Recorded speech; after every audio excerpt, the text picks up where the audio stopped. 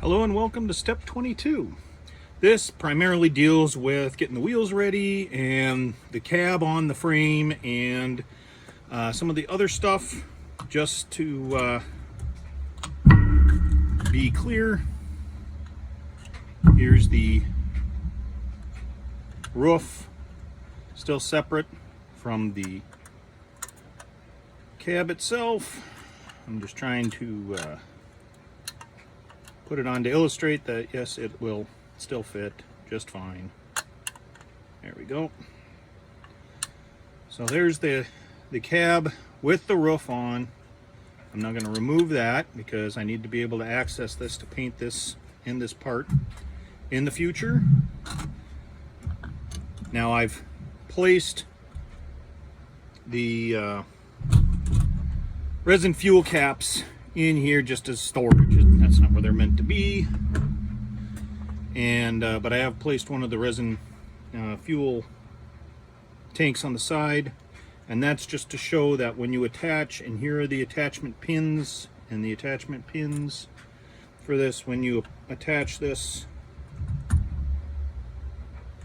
it goes on solidly, and the replacement tanks that I made still fit just fine. Don't mean to toot my own horn, but I'm pretty impressed. Another thing I want to do at this point is take this cab off, because I'm not going to be attaching that at this point either. Maybe in a little bit of the future after I get some of this other stuff done. And at this point I'm going to actually take the replacement resin fuel tank out as well, so that I can more easily work with the frame for some of these sub-assemblies.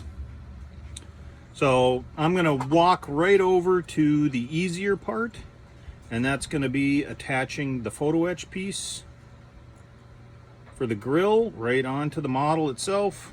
Pretty simple, not that difficult. Make sure you've cleaned the photo etch up. And the other thing is, you'll notice that on the model part itself, it's got like a step here and then another step down and another step down. You want this to where it looks like there's just the first step, and that it'd be even all the way around. It means that the bottom protrudes just a little bit, but that's how it's supposed to be. And then I'm just adding my tester's model glue to that.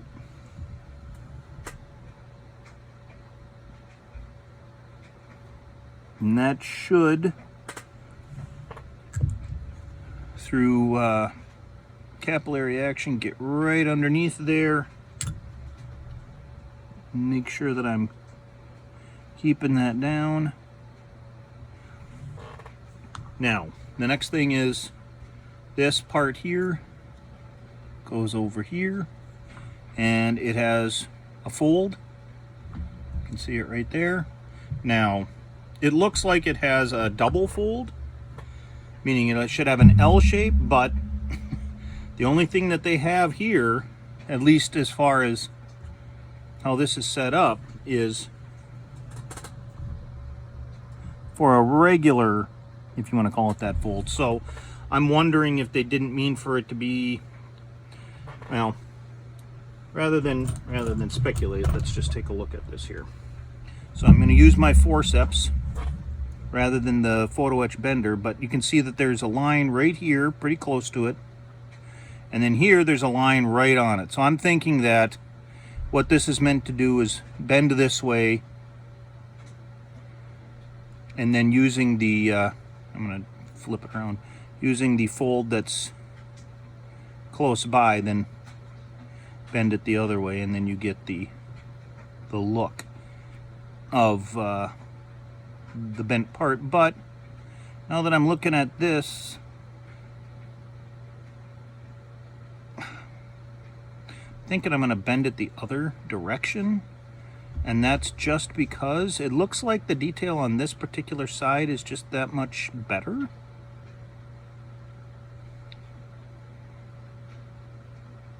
Call me silly if you want, I'm just using my hand here.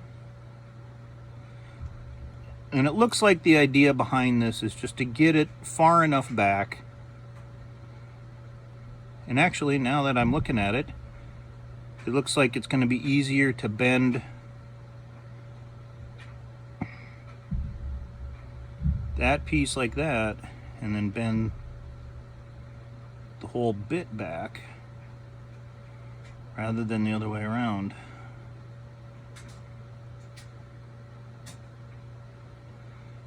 I think the idea behind this is that you get that recessed look of the grill in there, but it doesn't, looking at this, it doesn't look like it offers a whole lot of room. I don't know. Let's just do this and see what it looks like when it's done.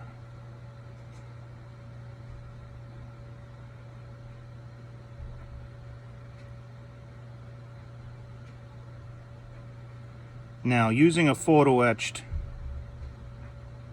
the photo etched tool probably would help in all this, but it's just so the angles on this are so small. The only other thing I can see is that might not be angled, but just a straight 90 degrees to the side. So let's see what it looks like. Put it on like so.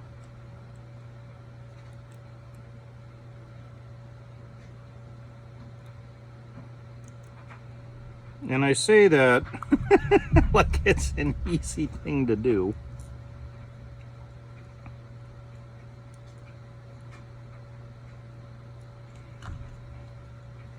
Now, with the photo etch the way that it is right now, doesn't really let it slip in. And yeah, so I think what I'm going to end up doing here is I'm going to more aggressively fold this entire piece 90 degrees right here, and that's the closest to the mesh angle. And then I'm going to attempt, all right, I'm gonna cry uncle.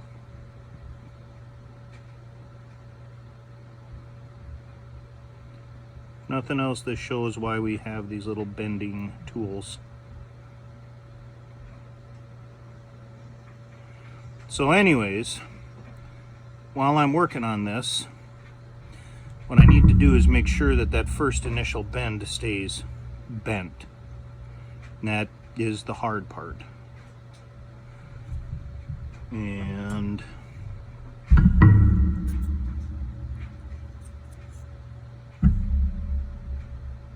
the easiest way to tell that is by looking at the piece once it's done and seeing that it's a 90-degree angle. You know, ha ha ha, Jacques, you're brilliant, but it did work.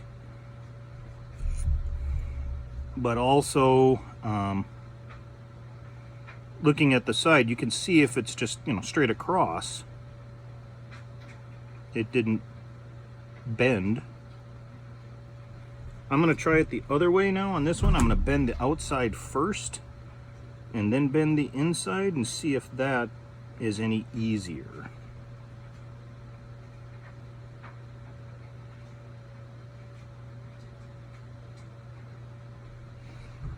And I'm just kind of running the other piece up the side. And what I mean by that is up the side of the photo etch bender here. It's kind of hard to see for me. It's hard for me to work on this and give you the angle, but anyhow, just get that in there. Now let's see if it's flat or if it's curved. For the most part, it looks flat. And here's another thing. These are mesh. On the real vehicle, and I have no idea, are they curved and punched in? Do they get a lot of damage and wear and tear, or do they generally not? And, you know, what should it really look like? I don't have that answer. I didn't look at any reference photos for it, but I've got that in, and yeah, it looks like mesh. And here in the photo it shows that there should be quite a bit, so I almost wonder if you could get away with not even bending this at all and just putting it on. But that's neither here nor there at this point. I'm going to use some of my super glue, however, because I've got those two little tabs on the back side so that I can make sure that this stays in place.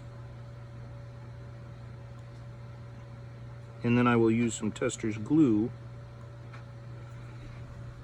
elsewhere just to help the rest of it stick in. What I'm hoping that this will do is keep things from moving around that shouldn't be moving around. But I'm not 100% sure that that's really where I should be worried, other than just getting this in and being happy that it's on. It is something I'm going to have to, I think, eventually look into. I've got a number of these M1070 kits to build, and I think personally that they really make a good base for showing off another vehicle for scale, size, and transport. But you know, you have this tank transporter on your shelf or somewhere, and then you have another vehicle on it. It really showcases that other piece. But now, while that's drying and ready to go, we got this bumper, and this should be fairly simple to get the little parts on. So I have it set up like this. These K30 parts just need to be glued in. Now they go with the notches towards, in this case, my left, and on the bumper, and then the little holes, or the little notches cut in the, I'm going to say, eyelets, go to the right, so that everything fits in relatively flush. Now, again, I don't know if they should be flush or not. We can look down here where it gets tacked in. All it says is tack. So, not exactly the most informative. Oh, I'm sorry. No, those are tacks. Those are actually pins for pinning on the hood so you can open and close the hood. My mistake. You put this part in here and it attaches to this right here and here. Don't mind me. You know, I prepared for this video, and then apparently my head went to lunch. So anyways, you've got now this piece here, and holding it like that, you want, apparently, I just want to make sure that everybody sees how this goes together. So you've got it like that with those hooks. The way that they're showing this is that this back of the light is pointing away. So this goes out and this gets attached. Now, I will agree with everybody and say, this is horrible. How do you attach it? Well, there's actually a little notch that's cut in, so it should go right like that to be attached. Is it the easiest part to put on? No. But that looks like what they're trying to get you to do. Right there. Put a little more glue in. All right. Now, again, this right here in this direction. As is shown, this right here,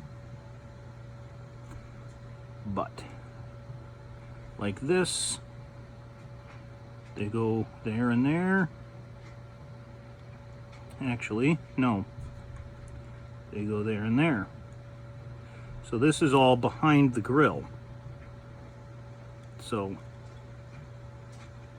there's that, and then you've got to kind of slide it through that photo etch to get this to all meld together. But it all fits. And then you have that light right behind the grill. That should be fairly easy to paint back there.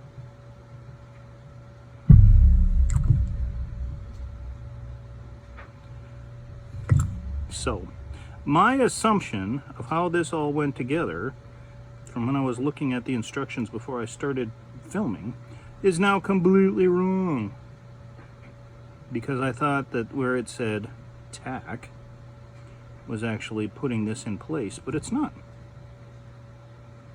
However, because it has these sidebars down here as well, when this glue dries, this should be fairly solid and be able to withstand having those pins in for folding and unfolding the hood.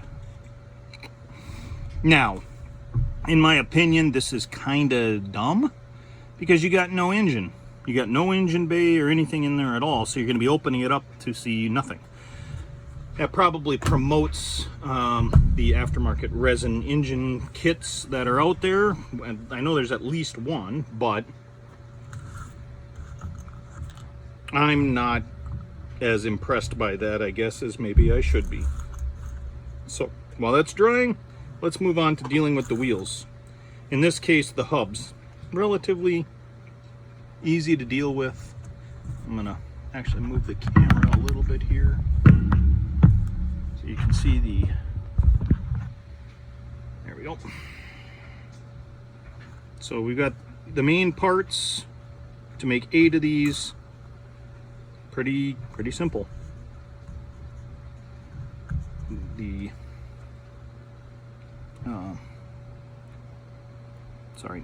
this part goes over all that beautiful bold detail, but that's what it does. The only thing I would say is make sure that the 2 holes on the sides here go directly over bolts, because I'm sure that's exactly what you'd need to do. Although if there is any specific bolt set that they should go over, it's not easy for me to see. So I'm gonna glue that on, just like I said.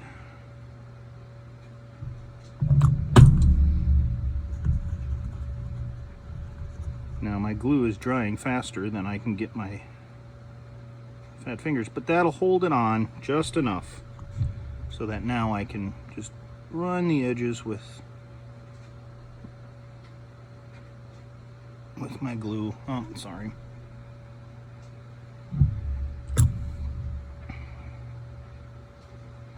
So there's that. I'll let that dry. Now I'm taking this piece, and this goes like so. So it's the higher edge of the rim goes away, and this, I don't know, the smaller of the T-posts, the more proud part sticks out. Just like that. So now you've got a wheel base that's going to attach on there, and you've got this here, and it all snugs on like so. And it's all nice fit, so can't complain in that regard. And what I want to do is just get a little bit of glue on there to tack it down so it's in place and doesn't look like there's any alignment, just parts, screws, whatever. Put some glue on it and then do my final alignment if I'm worried about it. And this is what I'm going to say. This is going to be covered by the vinyl wheel. If you're not worried about it, don't worry about it. No issues at all. Now, that said, I do have a set of resin wheels from PanzerArt specifically for the cab of this truck.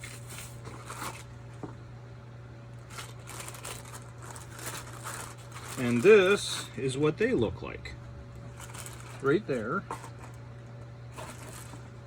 Versus, and I just want to pull out another wheel.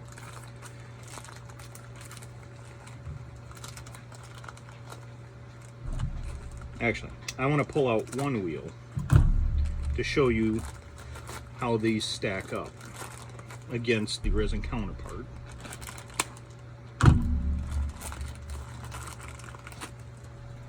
So here's the resin, or the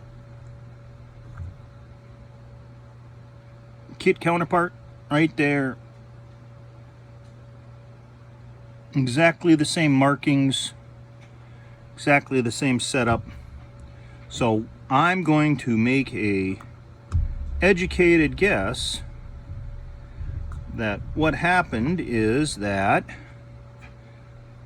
the parts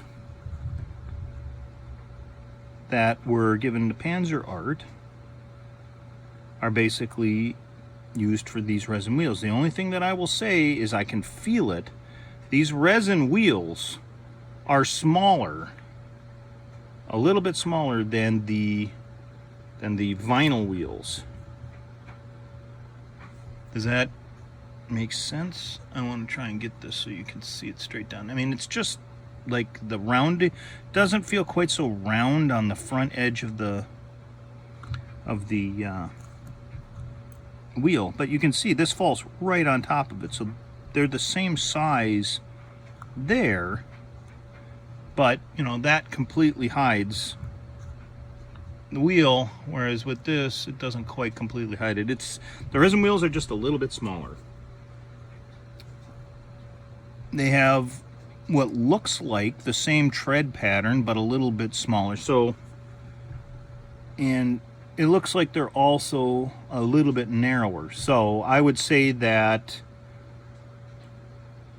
I don't know exactly how, if the resin shrank and these are just supposed to be direct copies, or if they actually made a different wheel.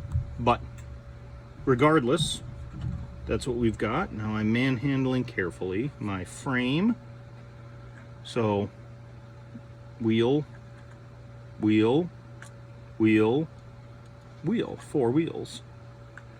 I'm gonna slide this on carefully there, and that's on, and then slide this on carefully. As you can see, it's both of them go on pretty simply, but I don't know if the kit wheel is oversized or if the resin wheel is undersized, or if there are 2 different sizes for the main wheels. But considering that the markings on both wheels are identical, I'm gonna guess that one of them is correct and one of them is not. Not even gonna speculate at this point. But that's where we're at. If I was gonna use the vinyl and the plastic parts provided by the kit, I would then assemble all of this right now. Since I'm using the resin parts for the cab, and I'm also going to use the resin spare that they give. This will need a little bit of cleanup, but there's the spare itself right there, just for the consistency of having it all the way around. There is some nice detailing in there. I'm gonna stop it right here. I will go over putting the pins in once this has had about 24 hours to dry and putting that on the frame. But in essence, that's pretty much step 22 right there. I do want to give a particular shout out to my singular Patreon supporter, and that would be Steve Schaefer. Thank you very much, Steve. I appreciate your support. I have been working on 3D CAD files, and they are at least available to be seen on the Patreon. The $10 a month Patreon gets you some of the smaller details. In this case, for example, the $10 Patreon would get you the correct fuel caps. So you could cut them off of the kit parts, and then instead of trying to save them and put them back on, you can print these off real quick and glue them on where they belong. So you could in essence fix this right here just by cutting this off and moving it up a little bit. And for the people that are $25 a month subscribers, you have access to this file, which is the whole tank, including the raised square part, the fuel cap is in the right spot, and these additional ports, as well as the correct mounting spots. And this is all set up to where you just put the photo etch on there like we've talked before, and put it on the kit, and boom, it's done. But the only other thing you'll have to do is fill these two drain holes that it comes printed with. So Steve has access to the smaller caps right here, not the big fuel tanks, but I'm quite sure that when he goes to build his kit, he'll absolutely want it and want to go in and get those. So there's the bait for people to go into my Patreon. As I keep going forward, I will be adding things to my Patreon page as well. Things like working on the Bradley, maybe some of the hints that I have for working on the 3D CAD and how I did it, or maybe doing the paint up of the vehicle real quick. I'm not intending these step-by-step builds to be focusing on the painting at all. I'm more intending to focus on doing the build step by step, get you to the point to where you would start doing painting. There are a million people out there who will show you how to build your tanks, airplanes, people, whatever, from that point on. This is more to help the builder. And with that, I will say goodbye for now and see you next time.